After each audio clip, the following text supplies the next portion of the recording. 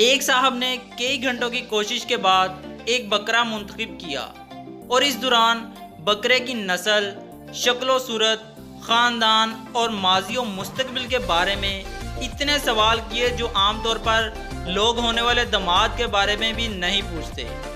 बकरे वाला इनके हर सवाल का जवाब देता रहा, लेकिन तमाम इंक्वायरी के बाद जब ख़रीदार ने यूं कहा, और तो सब मियाँ ठीक है मगर इसके सींग बहुत छोटे हैं, तो बकरे वाले से रहा ना गया।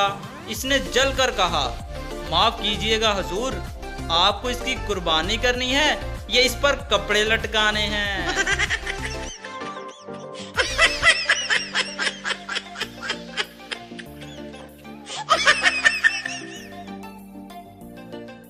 बीवी, ऑफिस से वापसी पर सब्जी लेते आना। और हाँ, हिना सलाम कह रही थी। शोहर, कौन हिना?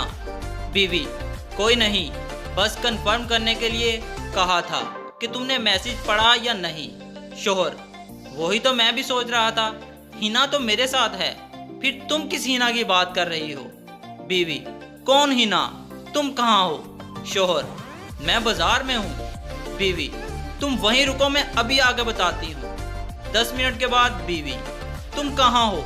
मैं बाजार में हूँ। शोहर, मैं ऑफिस में हूँ। अब आ ही गई हो तो सब्जी लेती जाओ, वड्डी आई मुझे बेवकूफ बनाने वाली।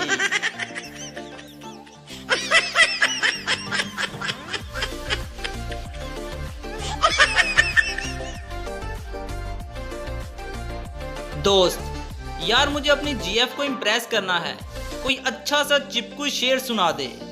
सेकंड दोस्त, ठीक है सुन। अर्ज किया है, खुशी वो चीज है जिससे गम बुलाया जाता है। वाह वाह वाह वाह। और गम वो चीज है मेरे दोस्त जिससे लिफाफे चिपकाया जाता है।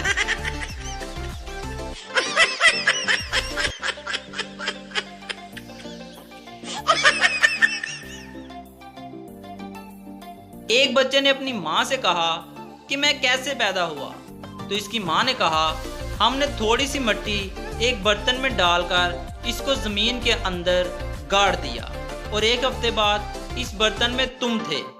बच्चे ने जब ये सुना तो इसने सोचा क्यों ना मैं भी ट्राई करूं। लिहाजा इसने एक बर्तन में मिट्टी ली और इसको जमीन के अंदर गाड़ दिया। इस बर्तन में कहीं से मेंढक आ गया। बच्चे ने जब वो बर्तन एक हफ्ते बाद जमीन से निकाला तो इसमें मेंढक था।